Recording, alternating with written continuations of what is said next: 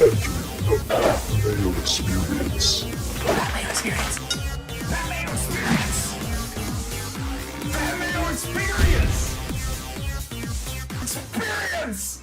Welcome to the Pat Mayo Experience, presented by DraftKings 2022 Valspar Championship DraftKings picks and preview. Reminder to smash the like button to the episode, sub to Mayo Media Network, leave your favorite 6K play down in the description, and subscribe to the free Mayo Media newsletter. All the final bets, weather, and ownership projections are all going to be in there on Wednesday evening, along with some more March Madness info and research, which of course I did not do, but someone else, my keen researcher, put together some power rankings, some key stats, maybe some bets to look at. Plus, I'll have a link to our show that I did with Cust and Raza on Sunday evening, filling out our bracket. You can catch all of that on the Pat Mayo Experience pod feed and Mayo Media Network right now.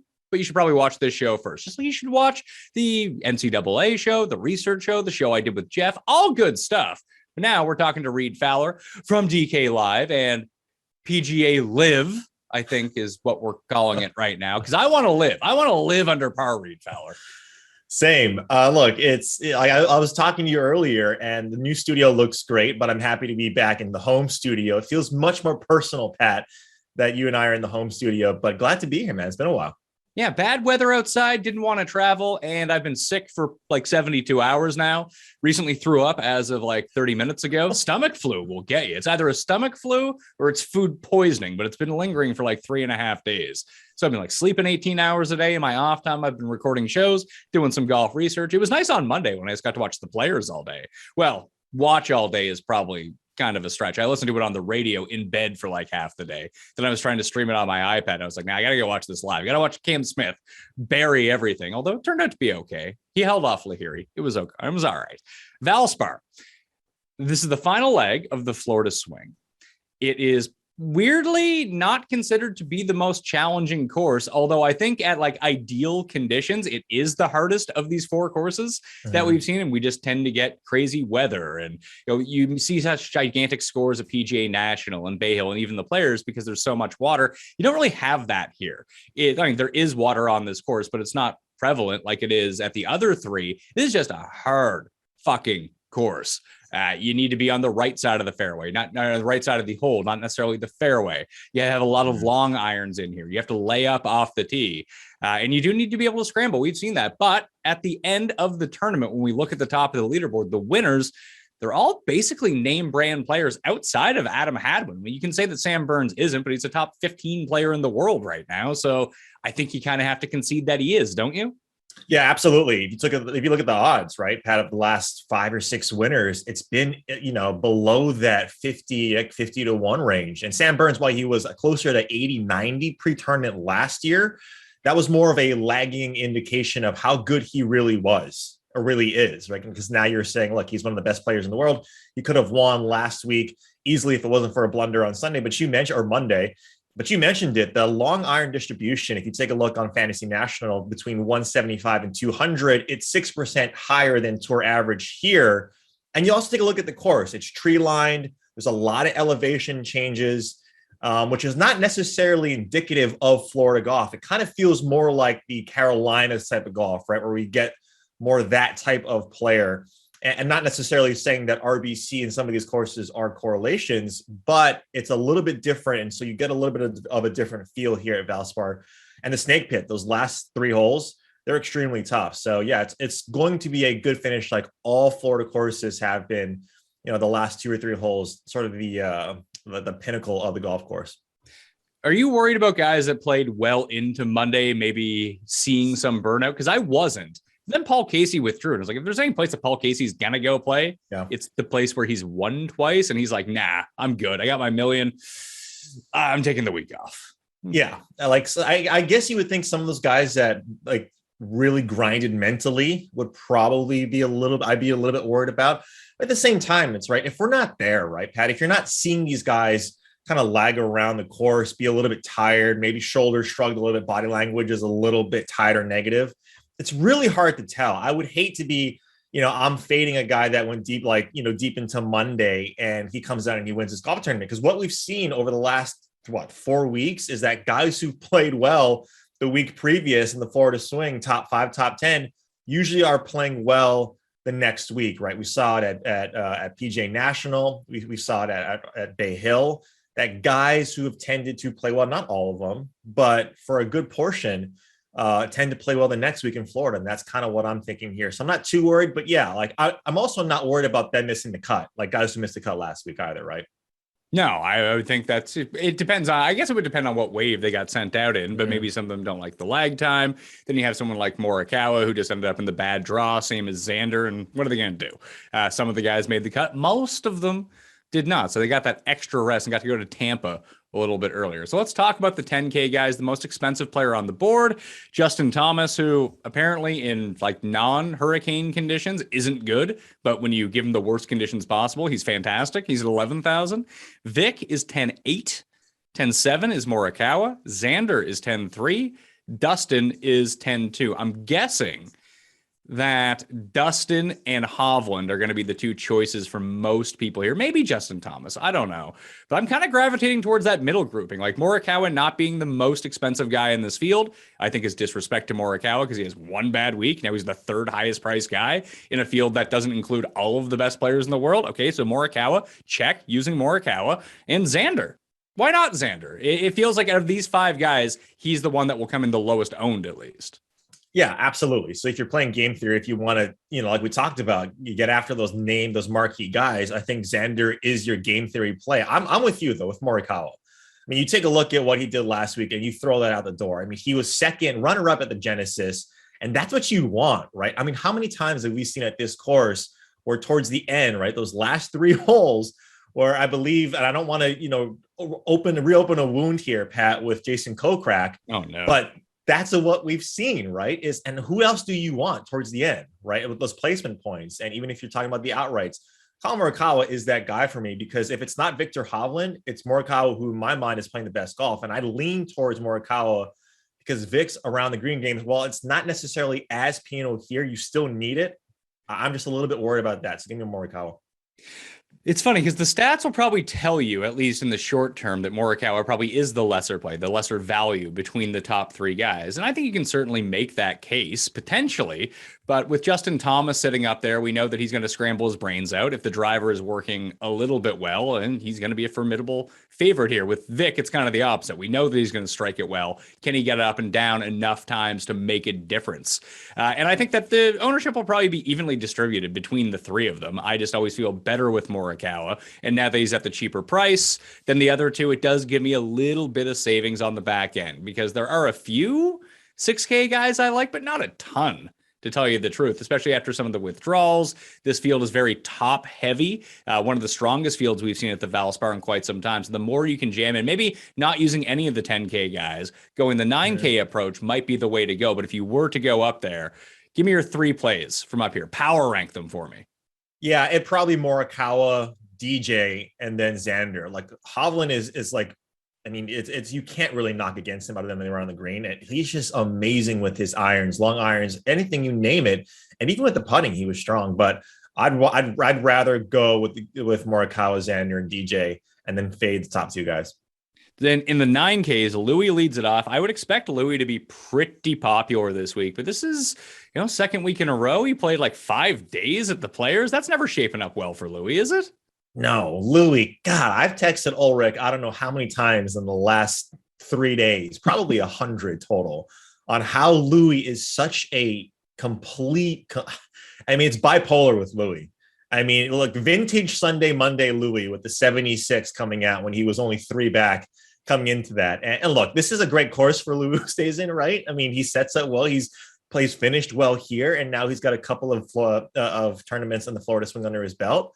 But if there was ever a WD tournament, like mid-tournament for anybody here, it's Louis Oosthuizen, right? So I'm actually staying away. The betting market, he's much too short. I think he's around plus 1,400 or plus 1,600, which is wildly too short for me. And, I'm going to Shane Lowry. I know we'll talk about him in a little bit, but I'm probably fading Louis. And then the next two guys in Hatton and Lowry are the two guys that I'd rather play over big old Louis.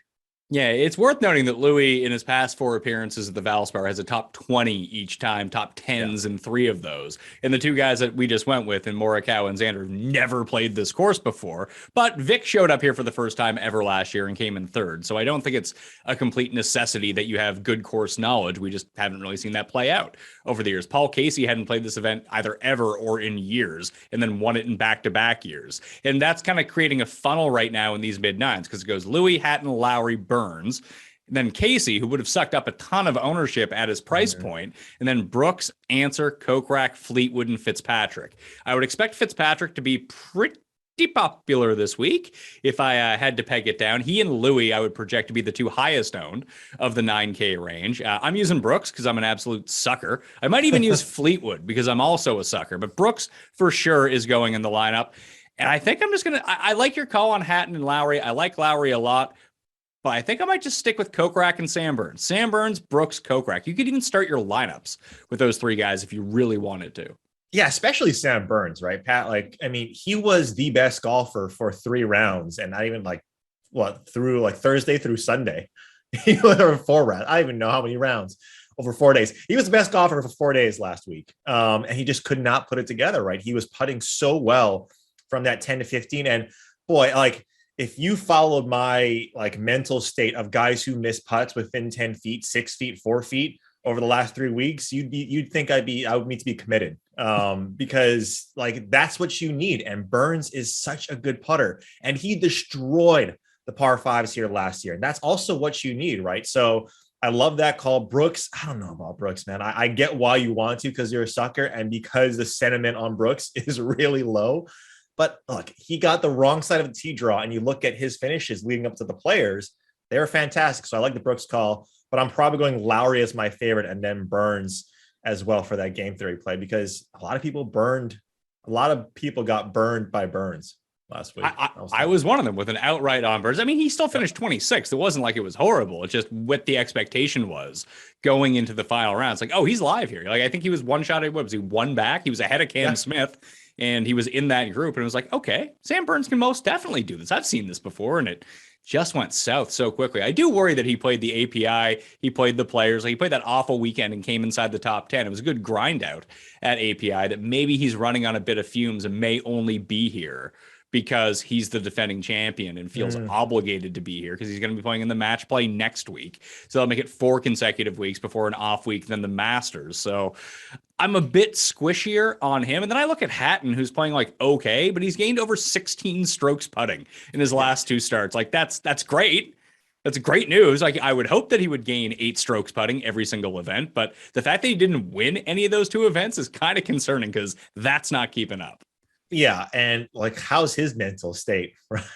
He's fine. He's like me on the golf course. He gets very upset, very angry after a horrible shot, but that's the cleanse that he needs to center himself. Right. Just because people blow up and look angry doesn't mean that they're angry for the next 2 hours. It just, you release the steam, you reset, you're good to go. Right. And that's actually, you make a good point, right? Because everyone has an emotional arc that they have to go through. And his is just a lot quicker than most people's, unlike Matt Wolff, who waits till the 18th hole, hits a bad shot, then throws his wedge in the water last week, right? Just get it out, slam the club, and then move on. And look, Hatton, what he's done, right? If you take a look at Bay Hill, what he did on Saturday to Sunday, it was amazing. So he can turn it around quickly. You mentioned Fitzpatrick. And while I like him at $9,000, you mentioned that he's going to be popular. I agree, but he just sets up well. He hasn't won yet. He kind of has that Louis type of mentality, or type of sentiment for me, at least, with Fitzpatrick. But when you look at par 5 scoring, Pat, over the last 2 dozen rounds on Fantasy National, or maybe even the last dozen, I forget what it is, he's top. He's top marks. He's top 3 in that category, and that's never what you think about Fitzpatrick. So I like him here.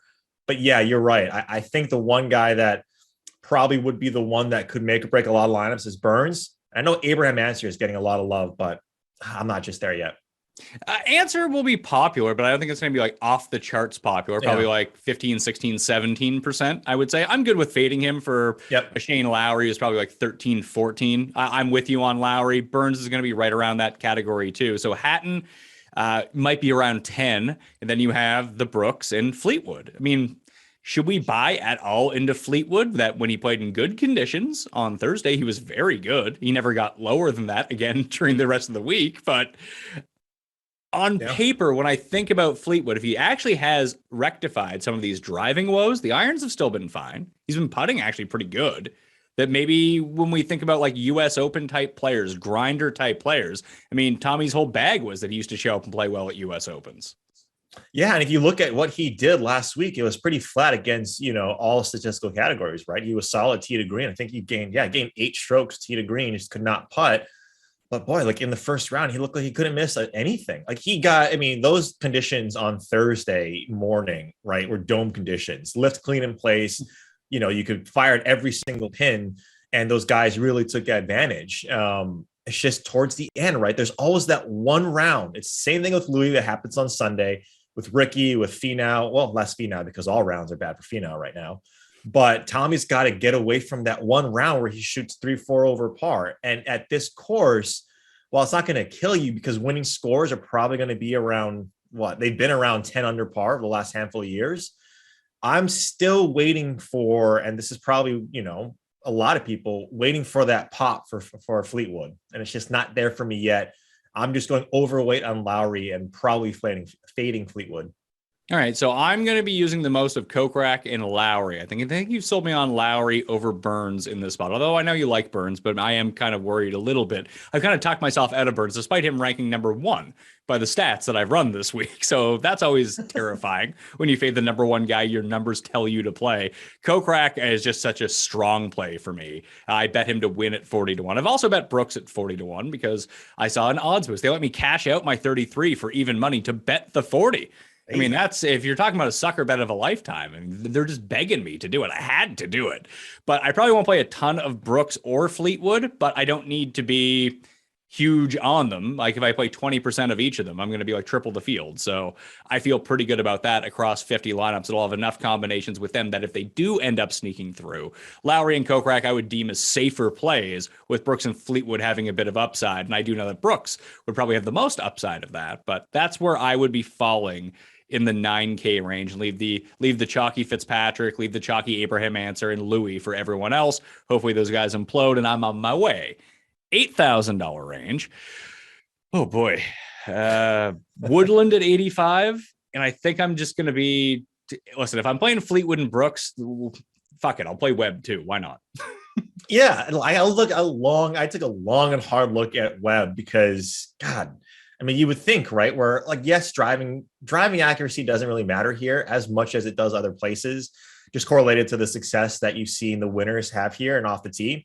Not so much as approach or with the short game. And God, that's been Webb's game for how long? Just for whatever reason, he hasn't really been getting it into gear as of recent. But at $8,300, 70-1, Pat, for Webb Simpson. I mean, if I told you these numbers were going to be that, like even from like 12 months ago, you'd be like, sign me up, right? Especially on a shorter course, that if it is going to play a lot like Carolina golf, who does well in the Carolinas? It's Webb Simpson. So I love that call.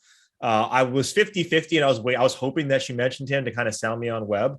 But yeah, like it's going to be him. And like Gary Woodland's getting so much love, and for good reason, right? 2 top 5 finishes in his last three events, a solid shot to win at Bay Hill. Didn't get it done. But you take a look at what he's been doing. This is his first win when it was like the Transitions Championship back in 2011, which was also held in March. So I love that call with Woodland. And Bubba's the other guy, right?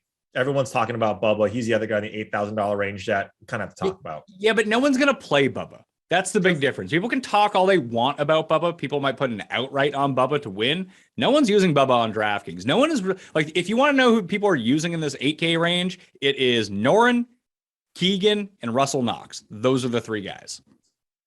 Yeah, I mean, do you think Keegan would have got this much love if he didn't do what he did? Because he's played well here, in recent years, especially in the first round. But do you think like he would have gotten the love that he would have gotten? Because he is one of my favorites before Monday's round where he absolutely destroyed. But like now I think he's just a little bit too much, right? Like he's just getting too much love in this range. We know like full Keegan is probably one of the first things I learned when I got into this industry 5-6 years ago, when you go full Keegan. So I'm worried about that. If Russell Knox can putt like he did last week, he can't. Like, he can't putt I know like he did last week, every week, because he's a terrible putter. He is. But if he closes his eyes, a la Sergio when he won, maybe I can know. Like if he can just make some putts, then maybe. But no, I'm not playing Russell Knox. I'm going to be pretty heavy on Gary Woodland, and thinking about Bubba, because if you're right, if no one plays Bubba at $8,800, I think he sets up well here. Yeah, I'd say Bubba's a mortal lock for single digit ownership, probably like 7% in giant GPPs, only because of the way the construction works this week, right? So if you're looking at the very top end, the very top players, like everyone above Louis and above is going to be at least like 13-14%, with 4 of those guys being 20%. That means that everyone is doubling up on those guys, or they're going some version of Thomas, Louis, or like Morikawa, Louis, Fitzpatrick. Like that's going to be very common as well. That once you just get to Fitzpatrick, everything kind of falls off a cliff, and then people can only choose one of these 8K guys. And maybe Noren's ownership is being a bit inflated by people on Fantasy National. That could most definitely be the case, but I would still expect him to be at least 10% in this range. Same as Keegan, and Russell Knox probably will end up being the highest owned of all these guys. And then I just kind of find the soft spots, like, I don't know, like Tringali, very few people are going to use him. Varner, no one's going to go back there. Like Woodland is going to be like semi-owned, but he's not going to be double digits, at least in my mind. No one's using Jason Day, Bubba Watson. No one's using him. Kisner, no one wants that smoke. And then Webb, I mean, the guy's coming off of injury, played last week, looked like crap in the bad wave. I don't even really know what to do with him. Yeah, but I think that's your point, though, right? At this course, and look, I think for me personally, I've been completely wrong in the Florida swing with my guys, right? The research and the guys who I think are going to do well, and that's kind of what you have to embrace, like this month in the Florida swing, right? Is that you're going to get guys who have these swings that you might not feel comfortable rostering. But you're right. Like I know Jason Day was getting some love last week coming into that tournament. Like he's another guy, right, who's been playing a lot better of recent, and he had some solid finishes at the beginning of the year. Not necessarily saying I'm running to play Jason Day, but you could easily, like you just mentioned, you could easily start a lineup, Shane Lowry, in that 9K range, Brooks Koepka, and hit some of these guys, 2 or 3 of these guys in the 8K range, and then go down to the 6, and you can have a pretty decent lineup. It doesn't have a ton of ownership. Like you don't have all guys in single digits. But that's the type of stuff that you think about in the Florida swing, because rarely does it work out the way you think, right? Oh, 100%. And I'm not afraid to eat some of the chalk. You're going to have to if you play anyone above $9,000. Like Lowry's going to be chalky, Morikawa is going to be chalky, and I'll play Alex Noren too. So I don't have the hardest convictions on guys in the 8s, but for right now, I'm looking at Woodland and Noren as my 2 strongest plays, with a dash of Webb Simpson, almost like with Tommy Fleetwood. Just sprinkle him in there somewhere just so I have some exposure, because I don't want to be the guy who sat here looking at Webb the entire time being like, man, that's really cheap for Webb Simpson. Not play and be like, oh yeah, Webb Simpson. There's no chance in hell I would play Jason Day, by the way. Yeah, no, I think I'm going with the W's here with Woodland, Watson, and Webb. It's just like when you take a look, I'm leaning a little bit more towards guys who like have that Carolina type of game, right? Like then why not Kisner, who won the Wyndham last year? Because I never play Kisner, and that's my fault, because like he can play well in these spots, but I just like there's some guys, right? Like I never play Tringali, I never play Kisner, and I always play the scrubs that screw me over, like a Finau. So that's just a personal preference. I think if anybody wants to, I won't talk them off, but especially because you played well. Like Kisner is going to be, 50% more owned than he would have been. Maybe, but I don't think that people are going to Kisner at all. Really? Yeah, well, I mean, they go look at what he did last week. The guy couldn't drive. The guy couldn't hit an iron. He just chipped in and made his putts all week. But everybody loves him. Like I see him all on Twitter. You are too much in a Twitter bubble, sir. Not everyone loves Kevin Kisner. You're right. Okay, fine. I'm in I'm in that camp then. I don't love Kevin Kisner. I'm just not going to play him. I'd rather play Webb, right? If I'm choosing that type of style of golfer, I'd rather play Webb. All right. Let's drop to the 7s. We have an Adam Hadwin problem here, because the numbers love Adam Hadwin. We know we all love Adam Hadwin. He's a former winner here, but this is going to cause his ownership to skyrocket this week. And maybe it's not as pronounced as maybe I think it's going to be, because I initially, coming into the week, I thought he'd be right around 20%. And that's what Fantasy National is showing, around 20% right now. If you want to check the updated ownerships once more lineups get generated, fantasynational.com/Mayo to get yourself 20% off. You can generate your lineups, use the simulator, all that fun stuff. But I thought there'd be a huge discrepancy between Hadwin and Seabez, and maybe that's closer than I think. But I prefer Bezuidenhout over Hadwin here. Yeah. Hadwin, I mean, four of his last 5 tournaments this year, gaining through approach, had a really good final round of players. Everything sets up for Hadwin at this course. You need a good short game and putting, right? To mix in with good irons, which is usually not the case. And that's Adam Hadwin. I'm actually going to your boy that you never like playing, and I mentioned a couple of times that always makes you a little bit irritated, is Mackenzie Hughes. Okay. That's where I'm going. Sell me. And look, you're going to need some short game luck here. You're going to need some guys who play well around the greens. These average size. He needs short game luck just to make the cut. Hey, that's fine. That's fine. If you can give me 4 or 5 strokes around the greens, which again, is not great. That's more hyperbole. I want like 2, maybe 1.5, 2, and then pop on the greens. That's what I want on a guy who's going to be probably 2 to 3% rostered in this range. Like we saw him be runner-up at the Honda Classic in 2020. I think in 2017, and I know I'm dating all the way back 4 years ago, at the Players Championship, he had a top 15. If you look at his last 8 events, he's got a top 5 and a runner-up, even though his ball striking has been like just essentially break even, right? He hasn't really wowed in any of those categories.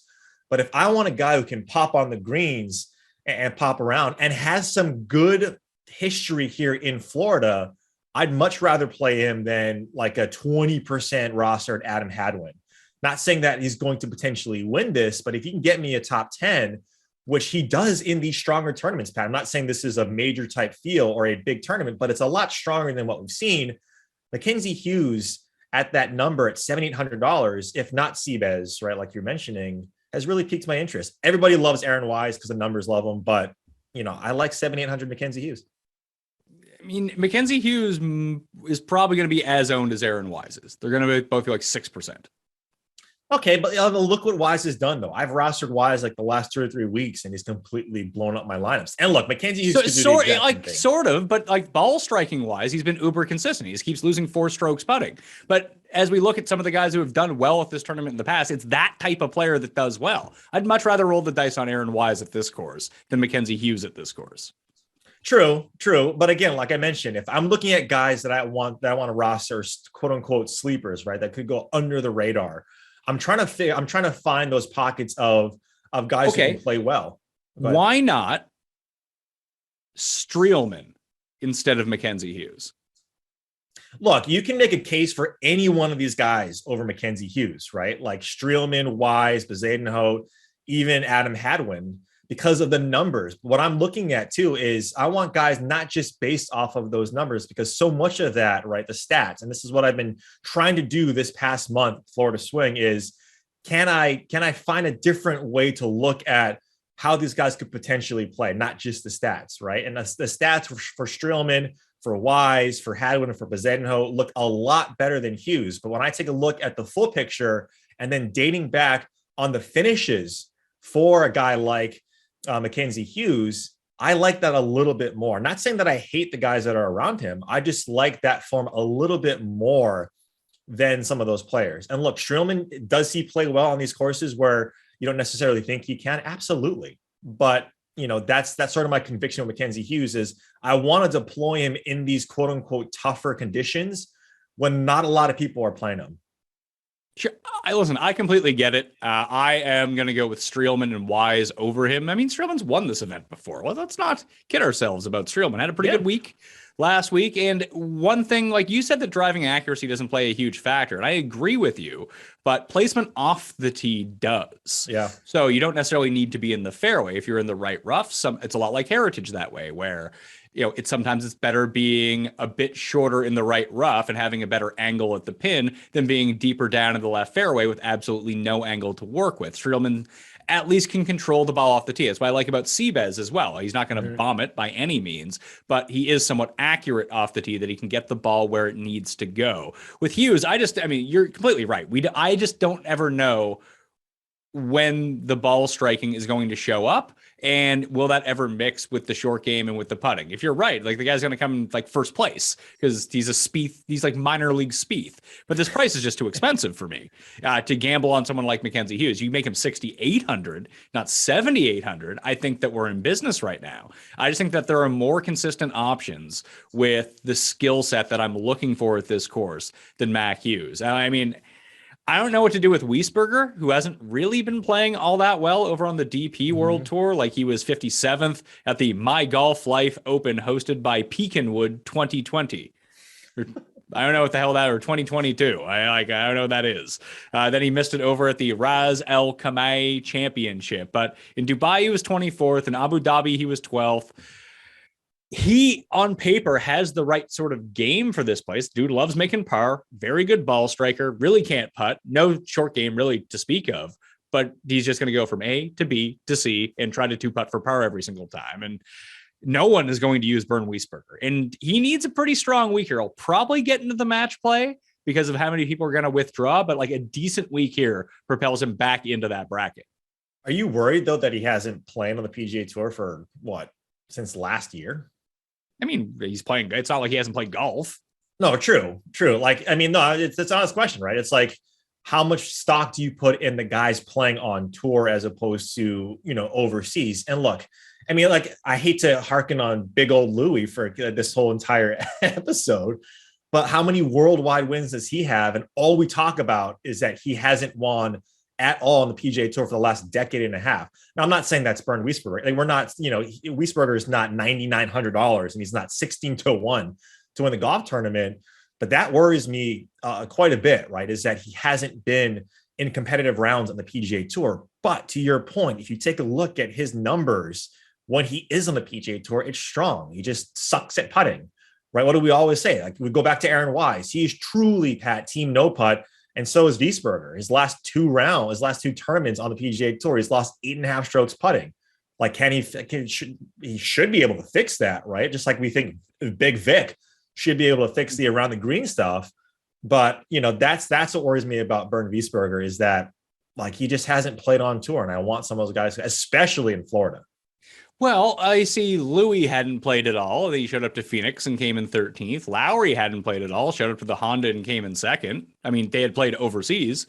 They had not played. I don't know if Louis had played anywhere, but Lowry was playing overseas, came over, played really well. I think there's a big difference than coming in cold than coming in like and having played 6 events already. Yeah, and like 6 events and like not make the cut, right? Like, that's the other thing. I'm not saying you just got to play tour events, and if you're missing the cut. But with Louis and with Shane, both of those guys are major winners, right? Those are upper echelon. Both have, especially Louis was a top 10 golfer. I think he still is, or he might be around there in his world golf ranking.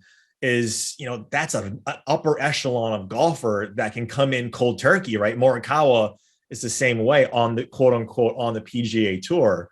So you also got to take that with a grain of salt as well. Like, Wiesberger is a guy that I've always wanted to play. But to your point about Mackenzie Hughes being cheaper, if Wiesberger was $6,900 or near $7K, I'm all over it. But upper sevens around these other guys, he's probably the last one of the Wise, the Streelmans, the Mackenzie Hughes, the Hadwins of who I want to play up top at the sevens. How dare you disrespect the Made in Himmerland presented by FISA 2021 champion Bernd Wiesberger? I remember, I forget which tournament where he was like triple digits in the odds and all of us jumped on Bernd. I think he missed the cut by like 14 strokes. Since then, I've had a pretty big, some scar tissue on a good old Bernd.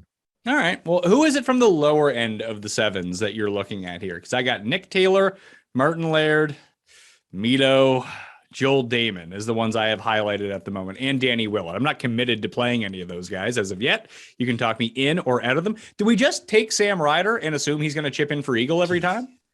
God, no, absolutely not. I'm not playing that BS. Good for him though, man, because if he can keep on doing that, then his numbers are going to look great, both in the scorecard and in the bank account. But I'm going to my boy, the Panimal, CT Pan, baby. You know, before his missed cut last week, what he was doing leading into it, the Genesis, he played well, right? I forget if it was PGA National or Bay Hill, where he had a really good finish as well. $7,300 on these shorter courses, Pat, especially at his odds at 140. If you get those each ways, that's a guy that I'm taking a look at down in this range, especially with the ball striking. And this other guy, I don't know why I'm on Canadians this week, but Svensson. I mean, I haven't seen more missed putts inside 4 feet than Svensson.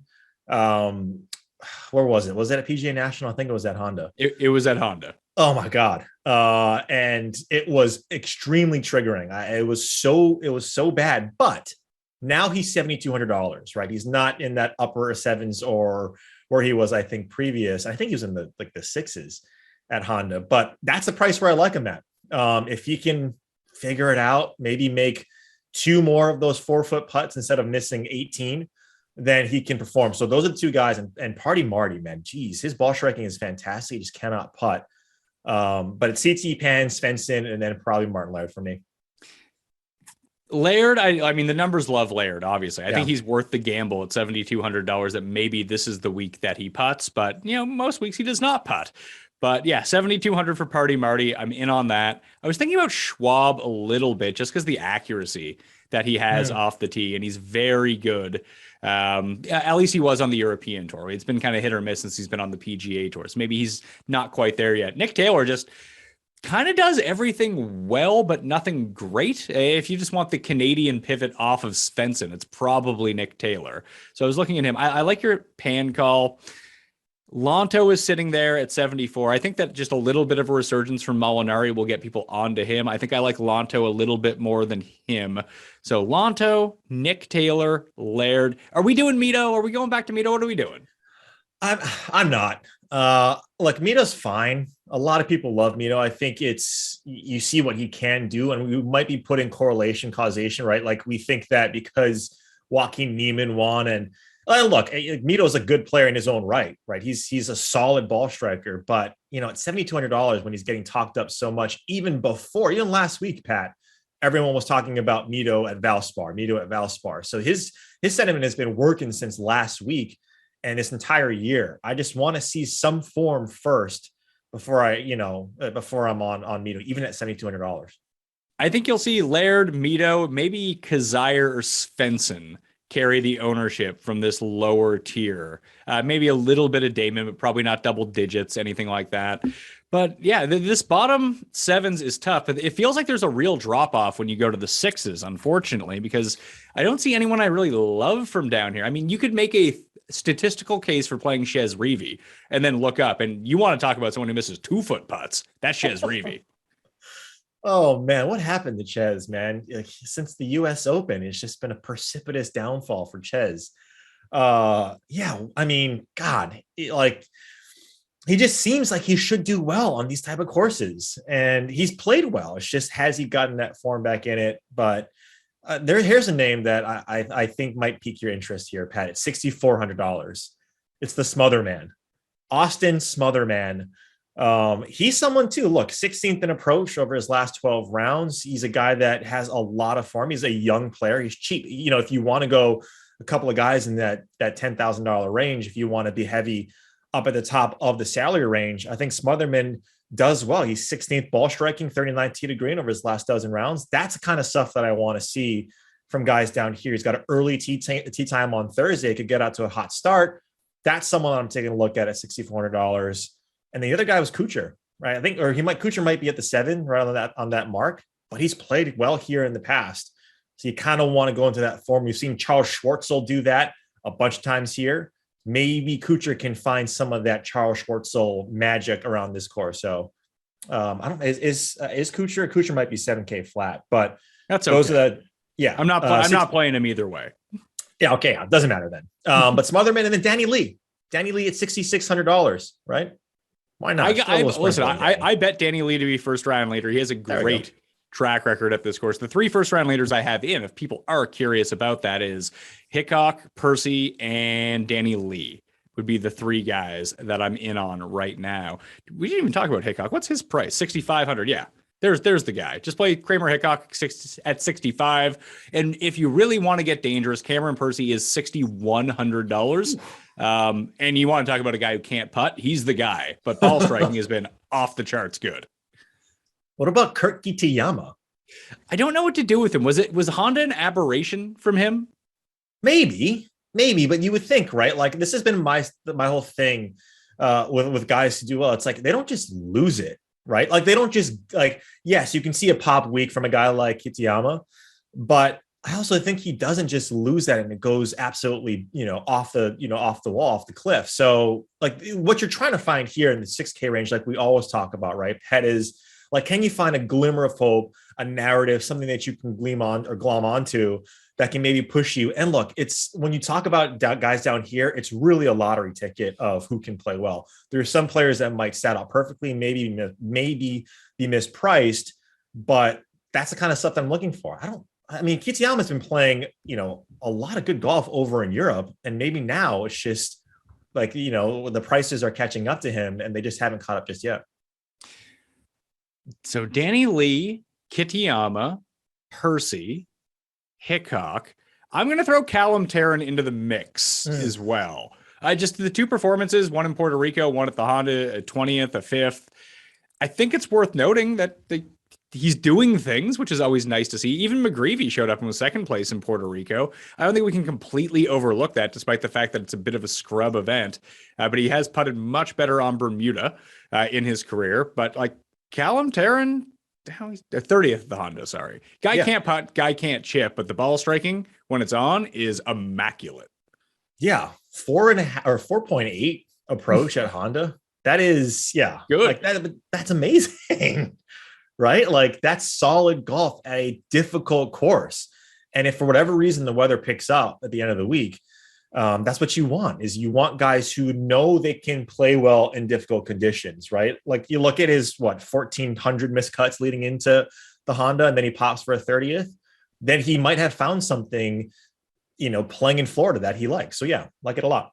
All right, so I have 23 players in my player pool right now. I'll probably play that with 50 lineups, and what I'll do is I'll probably play 30 with the 23 guys and be massively like overweight on some, underweight on some. Like I'm not getting 50% Brooks Koepka or Tommy Fleetwood or Webb Simpson. So those guys are going to be minor little pieces of that. Those kind of count as one guy in the player pool, and I'll use all these 6K guys in there with them.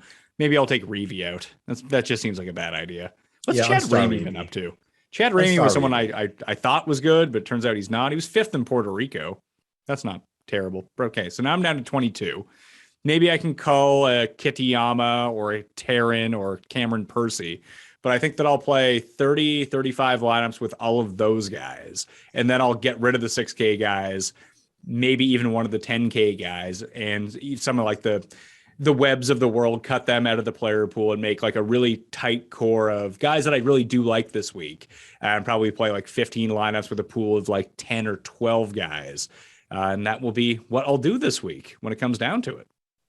Yeah, I think that's fantastic. Are you playing in those like higher buy-ins, lower player pool, not player pool, but lower like users, competitors, like the Tambos of the world?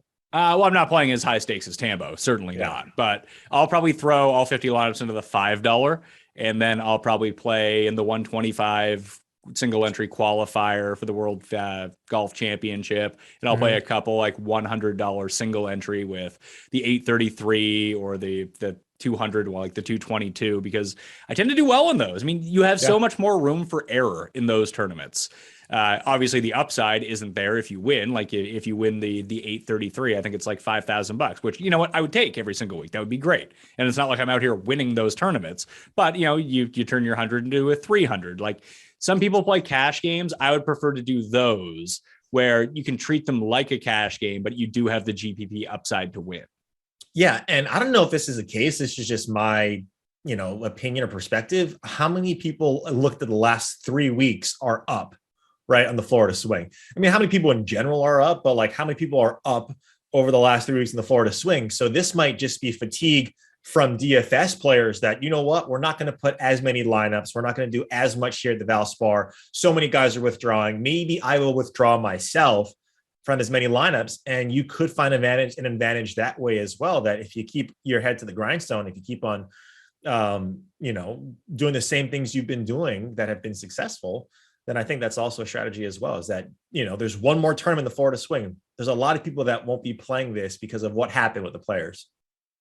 Maybe. I mean, I made it really well with the players in terms of DraftKings, so I'm very happy with that.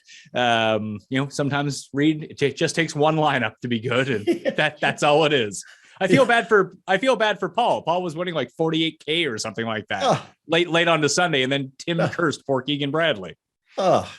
Tim, Paul, I apologize. That is terrible. That is terrible. I did that though in the one and done, Pat, where I started off hot because I went Hideki at the Sony. And then the reason why I'll never play Cameron Tringali again is because I took him at Pebble and he absolutely destroyed one of my best lineups.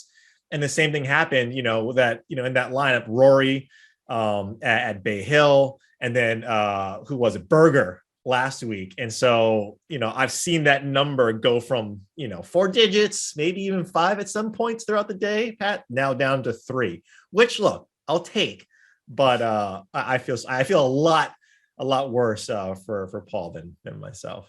Looking at the weather, I mean, should we talk about the weather after I got it so wrong last week? But it does seem like the afternoon Friday at the Valspar might be incredibly windy.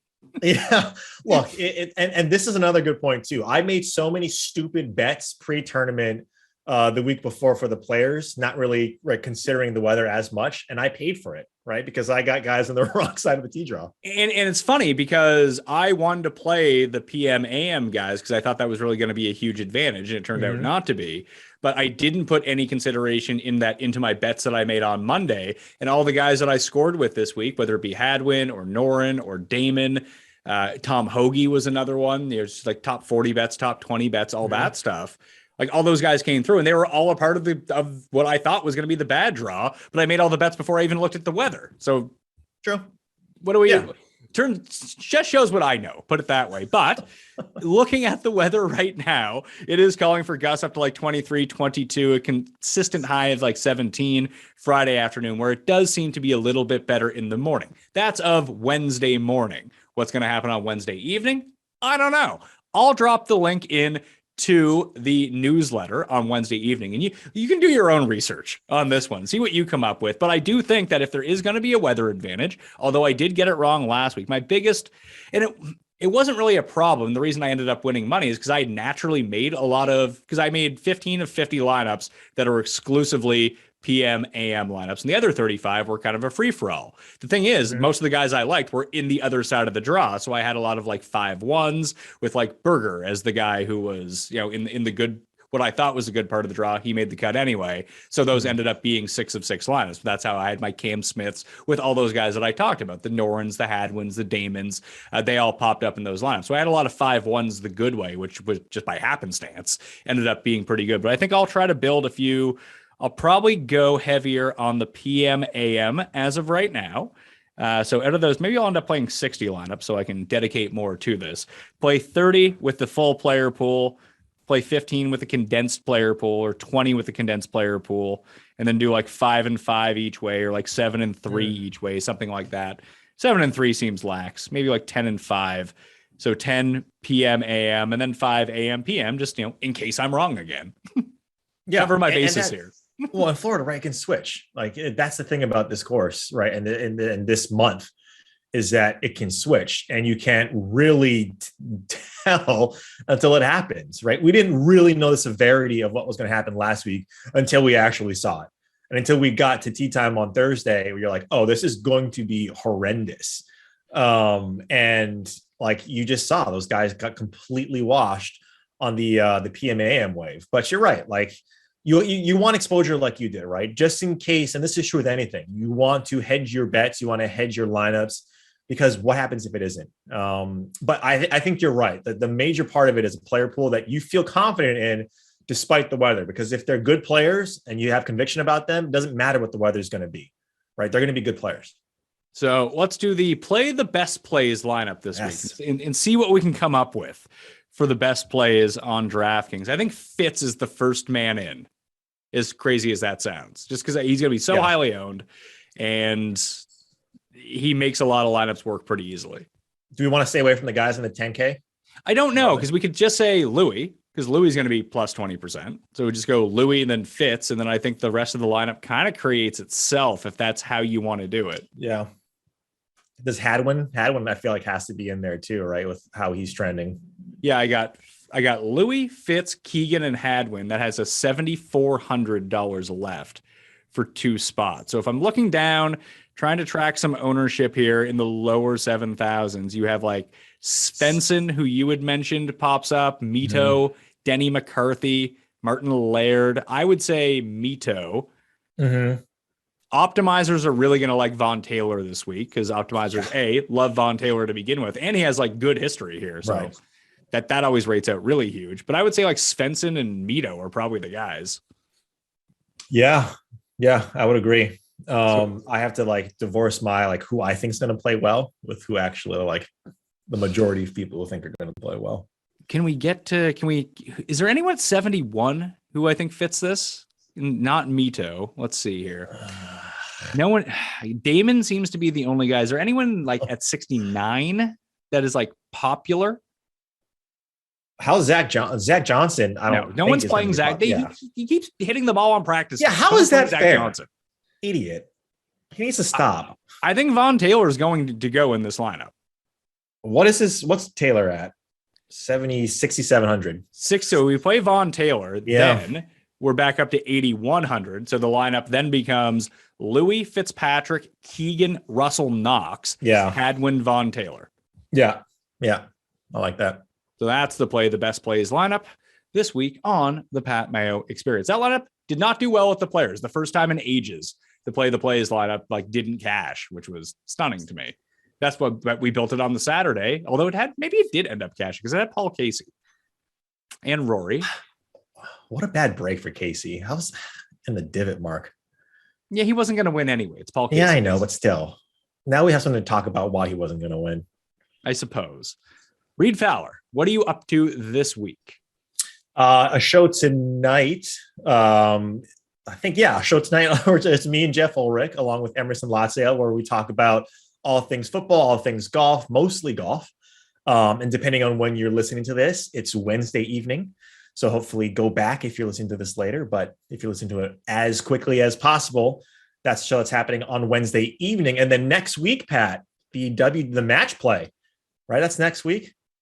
It is. Yeah. So I think the bracket comes out on Monday afternoon. Right. But if I've read everything right. So that means Jeff and I will do a show after it gets released. Yeah. So yours truly will be on PGA Tour Live for the match play. So this is breaking news. I haven't announced this yet to anybody. So here in the Pat Mayo Experience, we are, sirens flashing, breaking news that we'll be on PGA Tour Live or PGA Tour Live at the match play. It should be fun because we're going to be following, right? Instead of just like a specific hole, which is fun, but can get a little tedious. We're following a group, which is going to be a little bit more fun, or following a matchup. So it's really exciting.